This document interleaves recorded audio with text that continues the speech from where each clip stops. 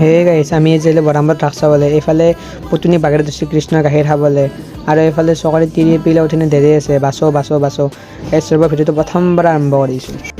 হে guys welcome to my অন্যতম mini ভুলকলৈ। আজি গাইছ বৰামত কি আছে কি নাই মই চব দেখাই থাকিম, ভিডিঅ'টো চাই থাকক আপোনালোকে। আৰু গাইছ প্ৰথমতে আমাৰ জুবিনদাৰ ফটোখন থৈ দিছে। জুবিনদা আপুনি য'তে আছে আমাক আশীৰ্বাদ কৰি থাকক। আৰু গাইছ ইয়াতে উঠিব মন যায় কিন্তু এতিয়া নাই, এতিয়া বয়স পাৰ হৈ গ'ল গাইছ।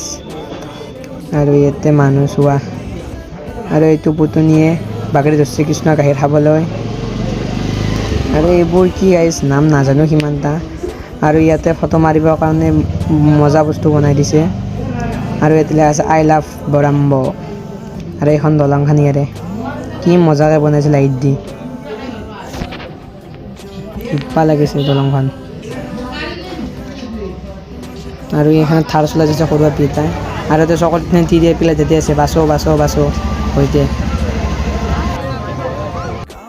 আৰু এইখন পাগলা গাড়ী পুৰাণ ঘূৰি আছে পেলে মূৰা চূৰা ঘূৰিছে কাৰোবাৰ আৰু এটা কাণছিল গাইছ তাতে।